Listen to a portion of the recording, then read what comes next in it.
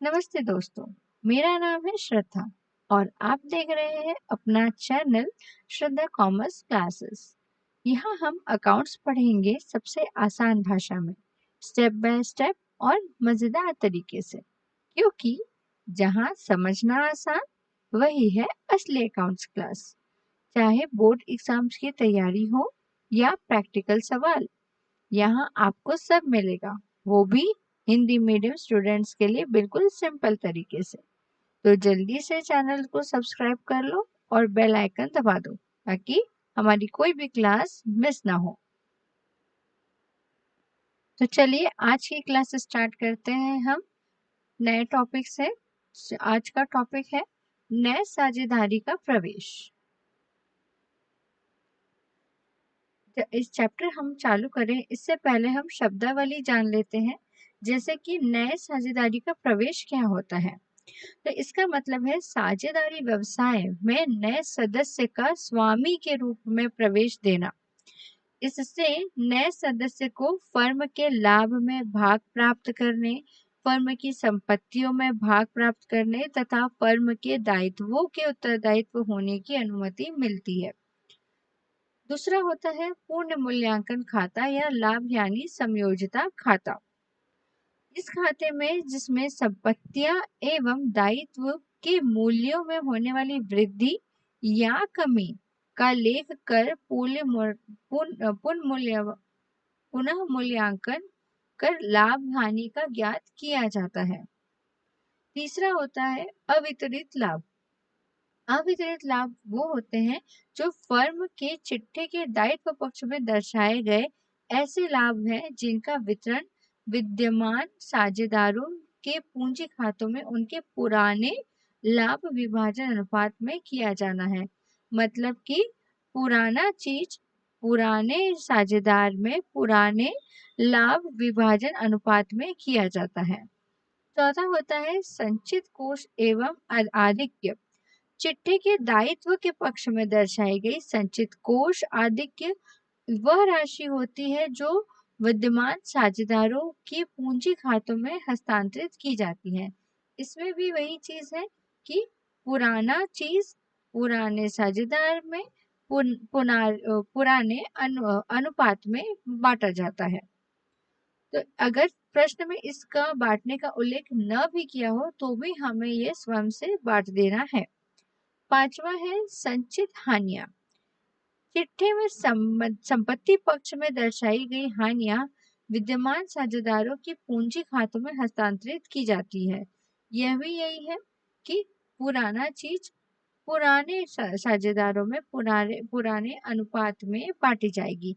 यह भी अगर प्रश्न के संबंध में इसमें कोई भी उल्लेख नहीं किया है फिर भी हमें स्वयं से इस चीज को बांटना है। अब हम आगे समझते हैं साझेदारी व्यवसाय में नए साझेदार के प्रवेश का अर्थ क्या होता है।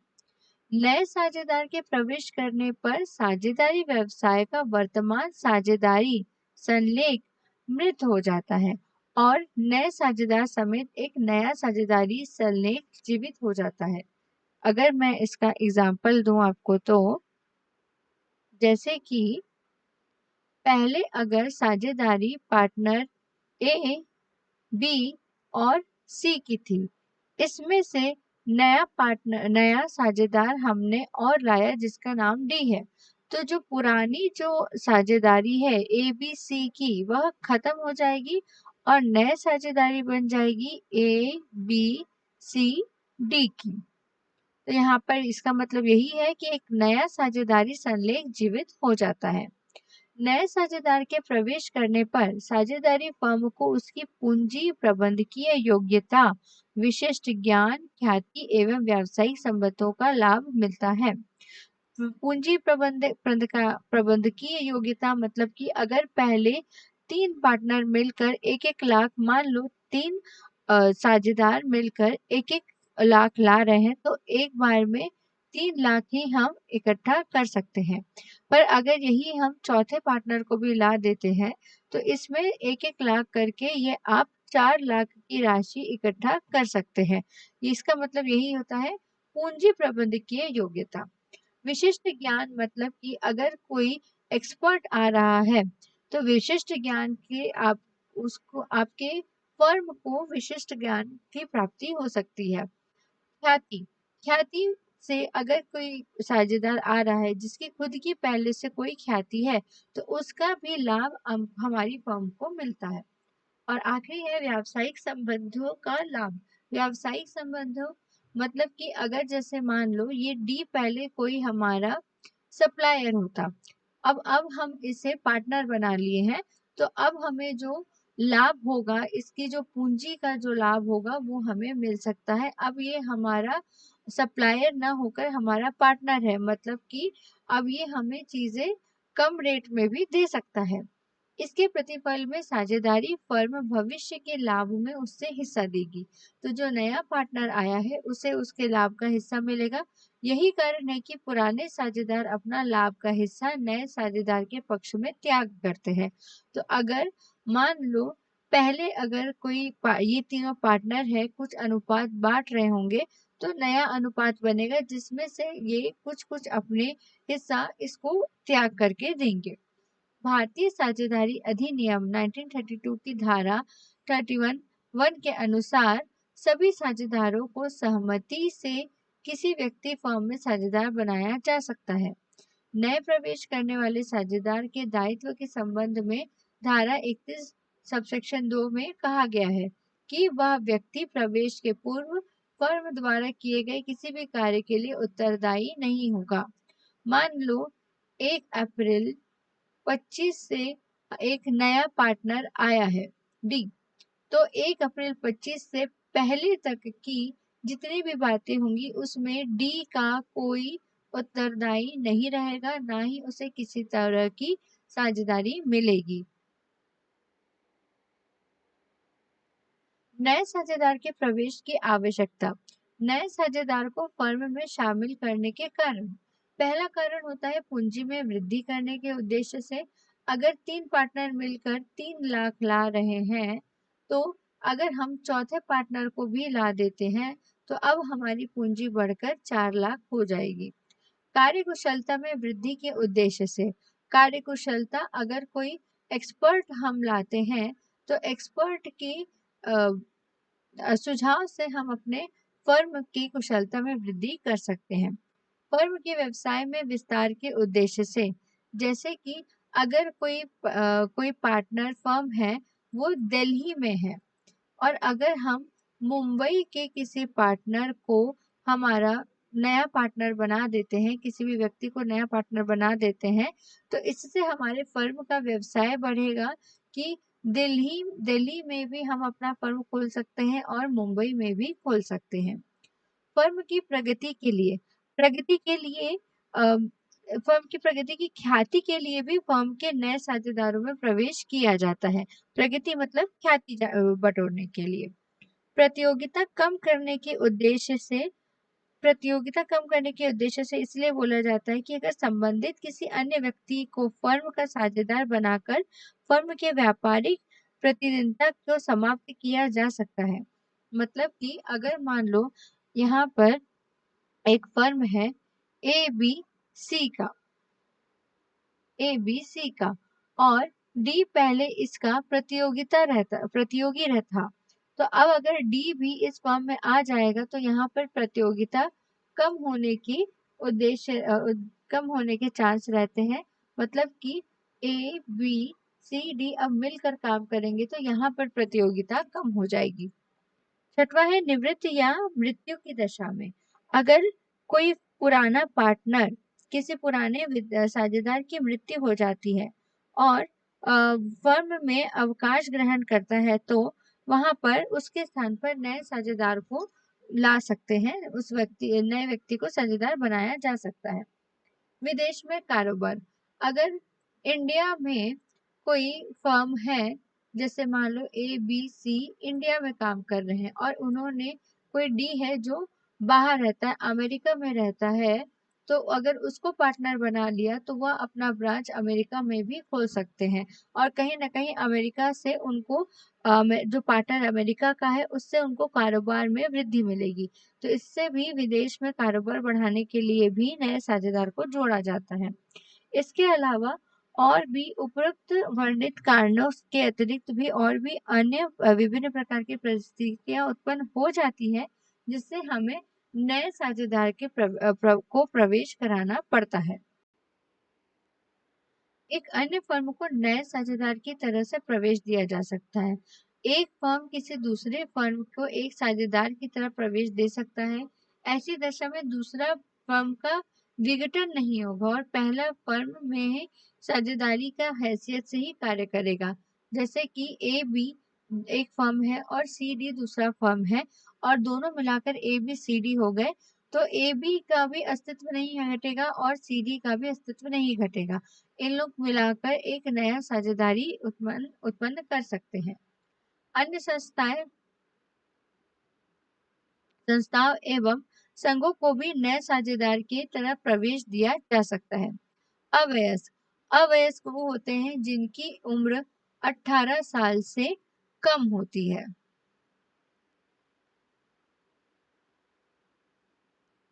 तो इसमें भी कुछ ऐसी सिचुएशन हो जाती है जिसमें हमें एक अवयस्क को पार्टनर बनाना पड़ता है। तो यहाँ पर इसके कुछ कंडीशंस रहते हैं। तो वो कंडीशंस ऐसे हैं कि इसमें सारे के सारे पार्टनर, सारे के सारे साझेदार या सारे पार्टनर्स का सहमत होना जरूरी है।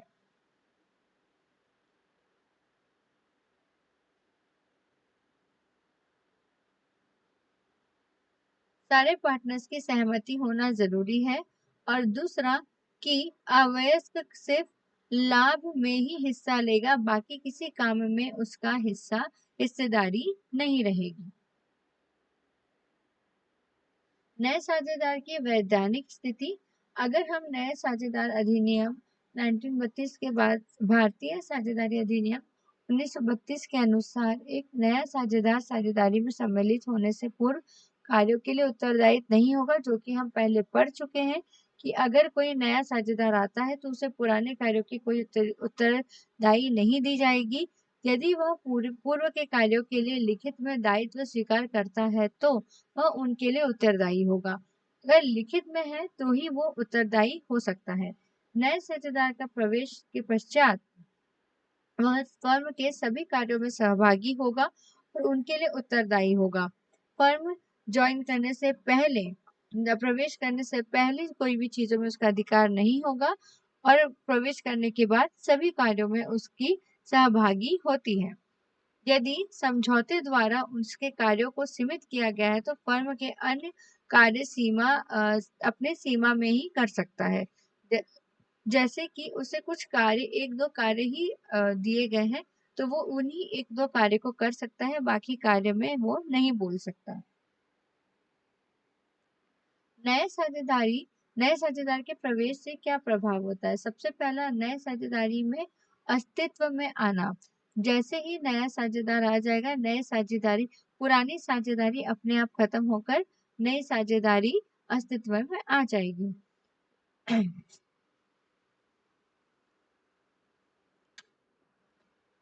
लाभ लाभ अनुपात में परिवर्तन होना। लाभालाभ अनुपात में परिवर्तन होना। तो अगर मान लो पहले दो पार्टनर थे जिनका अनुपात 2:3 था और अब नया साझेदार आने के बाद उनका जो नया अनुपात है वो बराबर हो गया, तो 1:1:1 हो जाएगा। तो इससे हमें नया लाभालाभ में अनुपात में परिवर्तन देखने मिल सकता है। पूंजी में अंशदान। पूंजी में अंशदान पहले जो हम लोग पिछली बार एग्जाम्पल देख चुके हैं कि 3 पार्टनर मिलकर अगर 3 लाख लाते हैं तो नया पार्टनर अगर आ गया तो 4 लाख की पूंजी वह इकट्ठा कर सकते हैं। फर्म की संपत्तियों में अधिकार। नया साझेदार आता है तो उसे फर्म की संपत्ति और दायित्व दोनों में भागीदारी मिलती है। समायोजन। समायोजन में नए साझेदार के प्रवेश के समय चिट्ठी में दर्शाए गए संचय संचित कोष लाभ हानि आदि को समायोजन किया जाता है, क्योंकि पुराना जब हम खत्म करेंगे तभी हम नए को फिर से ला सकते हैं। तो इसलिए पुरानी चीजों को पहले खत्म करना जरूरी है। संपत्तियों का पुनः मूल्यांकन एवं दायित्वों का पुनर्निर्धारण। तो संपत्तियों को हम फिर से मूल्यांकन करते हैं, अगर वह बढ़ता है तो उसको बढ़ाते हैं, अगर घटता है तो घटता है।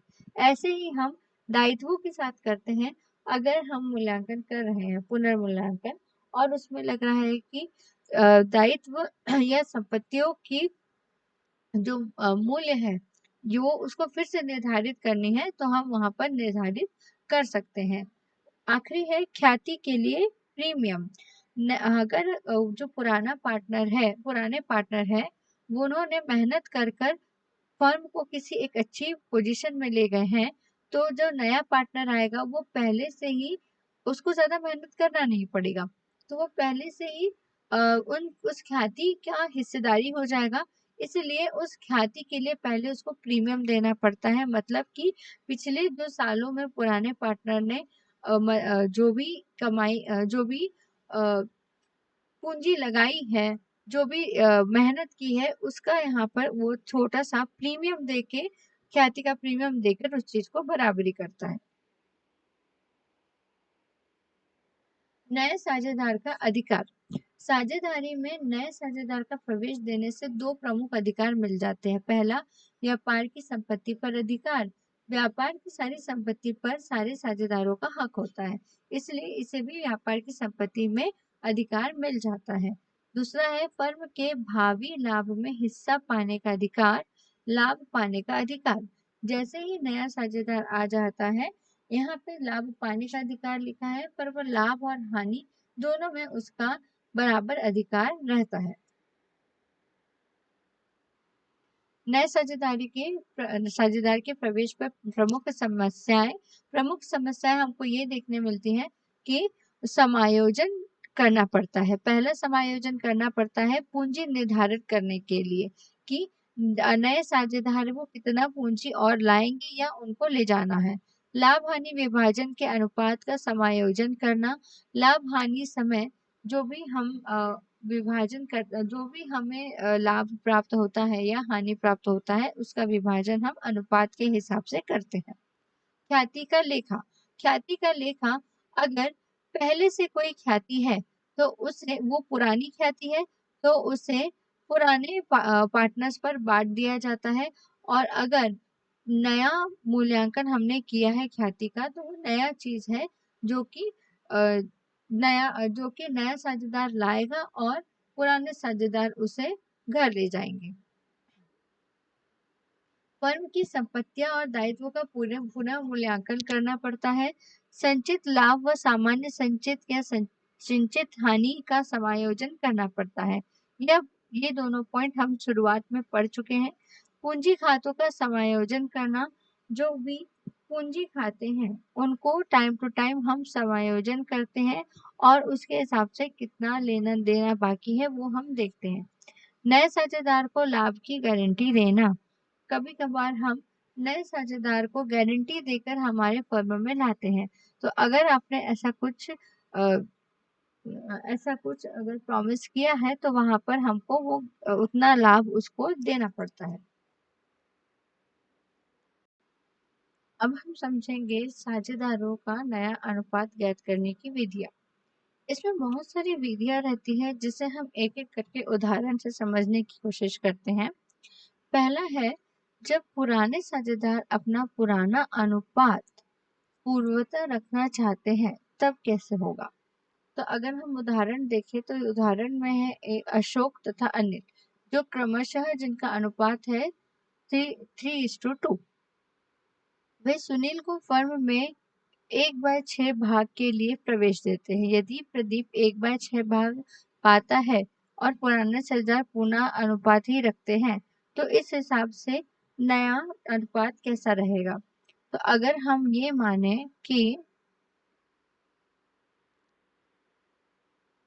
मानते हैं कि व्यापार का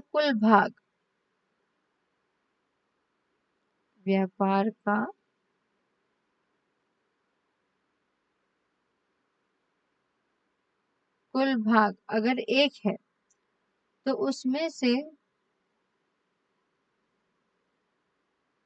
सुनील को दिया गया है 1/6, तो बाकी शेष भाग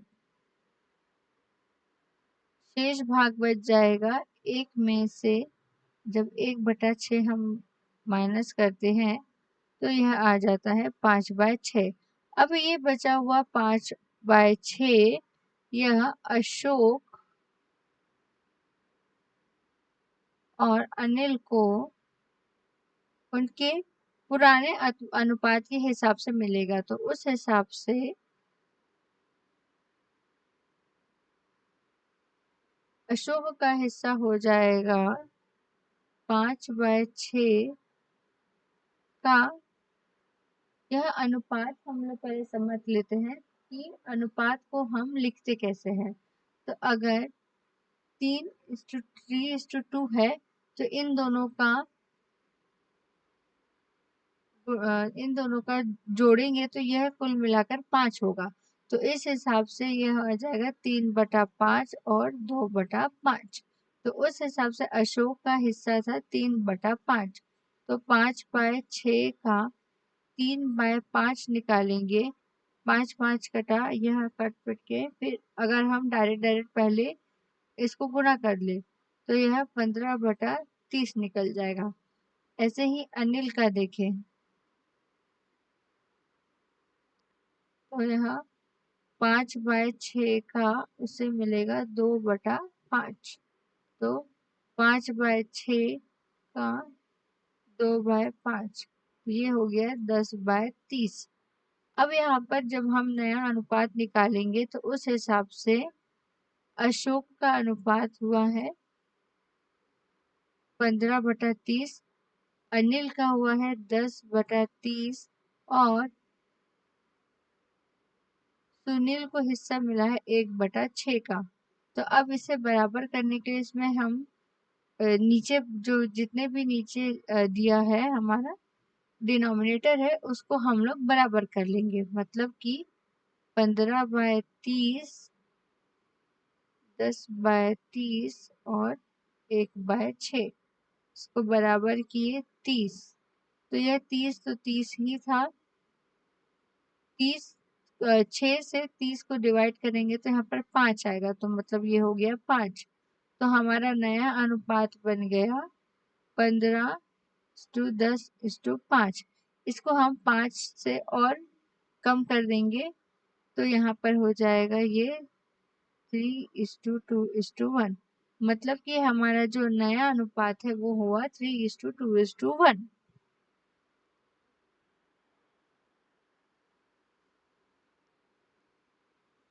अब हम देखते हैं जब पुराने साझेदार अपना लाभांश में, अगर हम दूसरे विधि को देखें तो इसमें है जब पुराने साझेदार अपने लाभांश में से समान भाग नए साझेदार को देना चाहे।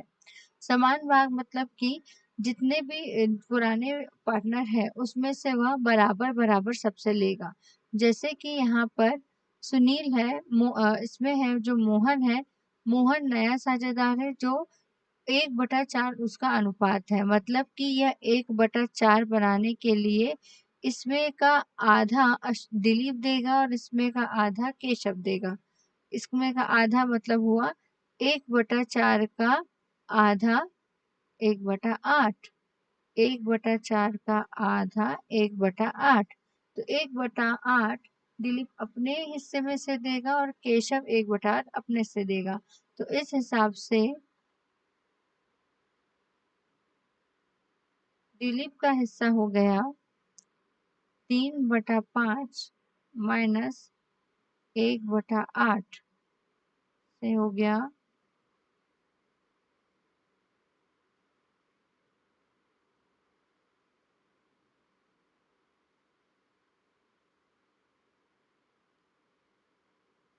केशव का 2/5 से माइनस 1/8 करेंगे तो इसका यहाँ पर इक्वेशन हो जाता है 11/40। तो अब हम अगर नया अनुपात देखते हैं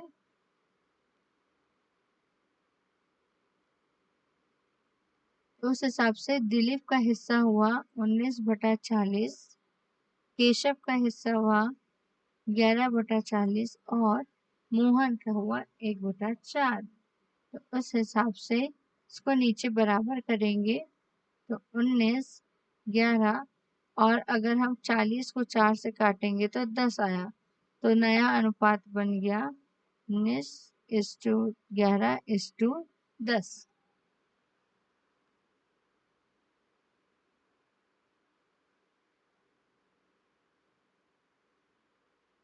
तीसरा है, जब पुराने साझेदार नए साझेदार को असमान भाग में हिस्सा या लाभ देना चाहे। असमान मतलब कि पिछले हम लोग विधि में देखे कि बराबर बराबर बट रहा है। अब यहाँ पर असमान है मतलब कि यहाँ पर रहीम को मिल रहा है 1/4। तो जो 1/4 ये जो है ये 2:1 के अनुपात में समीर और दिनेश से लिया गया है। मतलब कि 1/4 में समीर 1/4 का 2/3 देगा, मतलब 2/12। और दिनेश है वह 1/4 का 1/3 ही देगा, मतलब कि 1/12। तो उस हिसाब से समीर का जो हिस्सा है 3/5, उसमें से 2/12 माइनस करेंगे और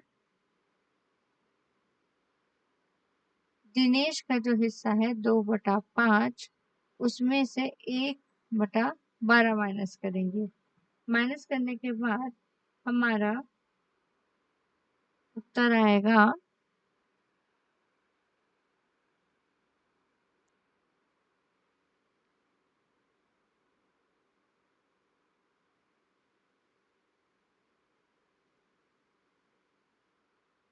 26/60 और 19/60। उस हिसाब से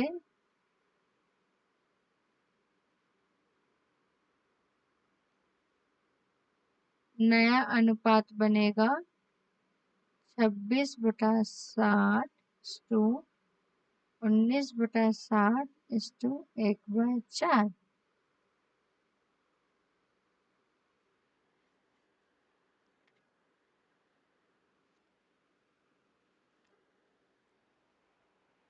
अगर हम यहाँ पर बराबर करते हैं तो 26:15 आएगा।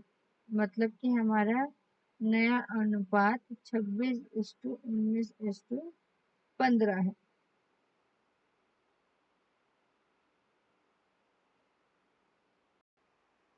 अब अगली विधि देखते हैं। उसमें है, जब पुराने साझेदारों में से कोई एक साझेदार नए साझेदार को संपूर्ण हिस्सा देना चाहे तब हम कैसे करेंगे। तो PQR साझेदार है जो लाभ हानि में जिनका अनुपात है 3:2:1 और S को 1/8 भाग के लिए साझेदार बनाया गया। 1/16 भाग वह P से प्राप्त करता है और दूसरा 1/16 भाग Q से प्राप्त करता है। मतलब कि P और Q दोनों से प्राप्त कर रहा है। P से 1/16 और Q से 1/16 कर रहा है, तो उस हिसाब से 2/16 हुआ और इसको हम घटाते हैं तो ये 1/8 हो गया। अब इस हिसाब से यहाँ पर नया अनुपात की गणना करना है। तो अगर यह P से 1/16 ले रहा है तो P का रेशियो था 3/6, 3/6। तो इसमें से हम 1/16 घटा देंगे। उसके हिसाब से यहाँ पर जिसका कैलकुलेशन होता है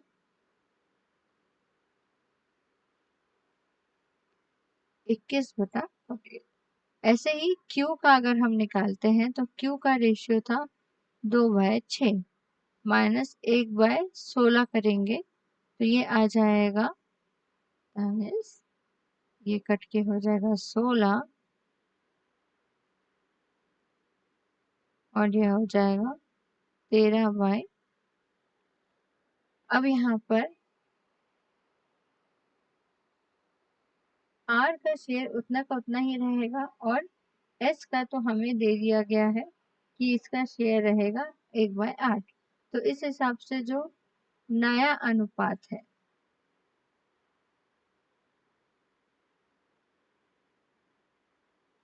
वो है P Q R S. P का हिस्सा हुआ था 30/8 13.48। आर का वैसी ही रहेगा 1/6 और एस का रहेगा 1/8। अब इसको हम नीचे बराबर करते हैं डिनोमिनेटर, तो 21 13 ये हो जाएगा 8 और ये हो जाएगा 6। तो हमारा नया अनुपात आ जाएगा 21:13:8:6।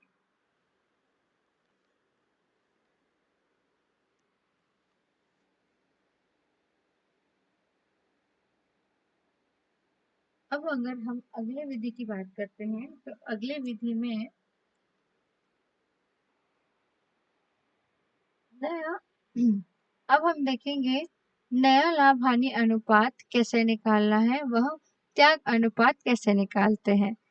अ और ब फर्म के साझेदार हैं जो लाभ हानि 3:7 में अनुपात में बांटते हैं। उन्होंने स को नया साझेदार बनाया और जो अ से 107 और ब से 207 भाग प्राप्त किया। उस हिसाब से नया लाभ हानि अनुपात कैसे निकलेगा। अ से उसने 1/7 लिया, तो अगर हम यहाँ पर देखें तो अ का रेशियो हो गया 3/10, तो उससे इसने लिया 1/7 और ब से ले लिया है, ब का है 7/10, तो इससे उसने लिया है 2/7। तो अगर हम इसको पूरी तरीके से कैलकुलेट करते हैं तो ये आ जाएगा हमारा 11/70।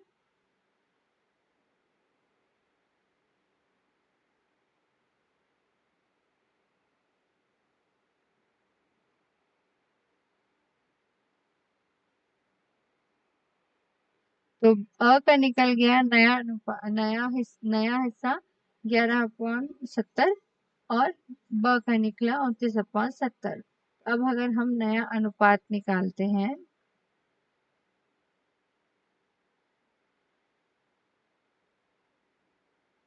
तो अ, ब और स का हुआ 11/70, ब का हुआ 19/70 और स का दिया हुआ है कि वह इससे भाग ले रहा है तो मतलब ये हो जाएगा अ से लिया है 1/7 और ब से लिया है 2/7। इसको आप कर देंगे, इसको सब जोड़ देंगे, तो जोड़ने के बाद आता है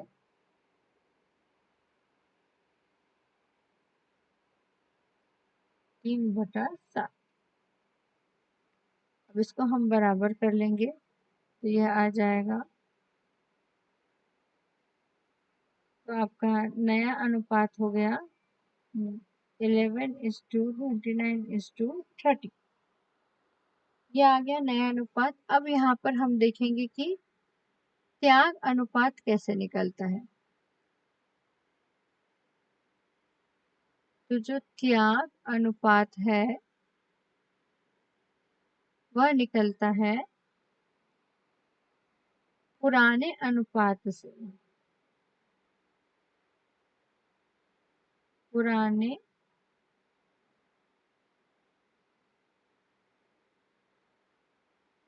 अनुपात से नए अनुपात को जब हम माइनस करते हैं तब यह बनता है त्याग अनुपात। तो उस हिसाब से अ का त्याग अनुपात बनेगा, पुराना अनुपात इसका 3/10 था और नया अनुपात 11/70 था। तो उस हिसाब से इसका अगर हम कैलकुलेशन करते हैं तो इसका आंसर आता है 10/70 और व का आता है 8/10 माइनस 30/70, 70 में आया 9 माइनस 29, में आ गया 20/70।